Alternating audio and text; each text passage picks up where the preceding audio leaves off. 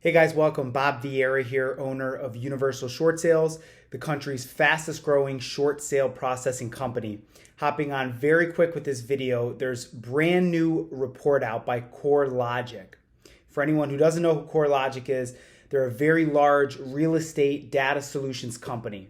So they follow and they report on foreclosure rates, interest rates, equity, things like that related specifically to real estate. They provide data. And they just came out with a report today, their Q3 home equity report. And there's really two key factors that I took away from the report that I wanted to share with you.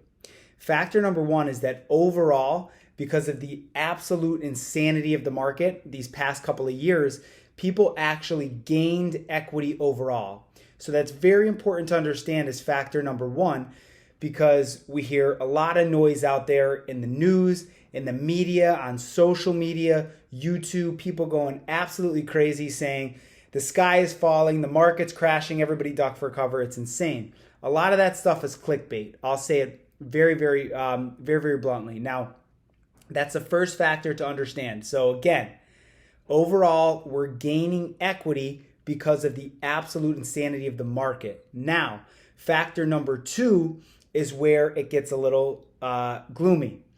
Factor number two is that there are roughly 43,000 additional people that have lost equity in their home to the point where they're now underwater. I'll say that again because that's a pretty staggering number. Q3 CoreLogic just reported that there's an additional 43,000 homeowners in the United States of America that just lost so much equity that they are upside down on their mortgage. By upside down, I mean I own a property, it's worth $500,000 and it's as is condition, but I owe, let's say, $550 on the mortgage. So I have, in that example, I have $50,000 of negative equity. This is something that is, I think it's very important to understand. Now, this is on a national level. So keep in mind, as real estate investors and as real estate agents, everything is done on a local or a state or a county level.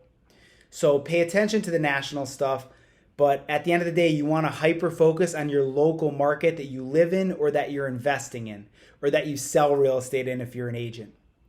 Okay? So on the national scale, thousands and thousands of people are losing equity at an alarming rate. And I'm not saying the market's crashing because it's not yet. What happened was these last couple of years with this insane market, sellers got what's called wish pricing and just astronomical prices. They were just way out of here because of the bidding wars. What's happening now is with interest rates creeping up, a lot of buyers are on the sidelines. So those insane prices are coming down. It's not crashing. It's not crashing. The prices are coming down back to normal. It's just coming. So these sellers, you're going to notice if you go on Zillow right now, you'll notice tons of price cuts. Those price cuts are not from a market crash. Those price cuts are coming from sellers that wanted insanely high pricing, that wish pricing I just mentioned. They realize they can't get it now because the market is evening out, and that's where the price cuts are coming from. So that's what's happening. But a lot of people are underwater, especially because they bought within the past 2 years. First-time home buyers, they emotionally entered the market. I'm just telling you how it is. They emotionally entered the market and they got into these crazy bidding wars, overpaid for the property. When I say overpay, I mean they paid more than market value. Market value is $300. They were paying $350, $360, even higher in some markets, if you could believe it. So they paid these crazy prices. Now the property values are coming down. Now they are underwater. They have negative equity.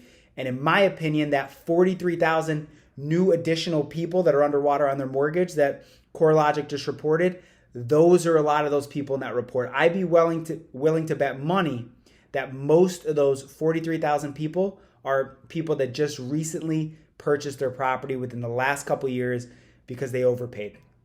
So as time goes on, I'm going to continue to follow this, make these short videos for you guys so you could follow along. Don't forget, If you like this information, click the link below, subscribe, and we will talk to you guys soon. Have a great day.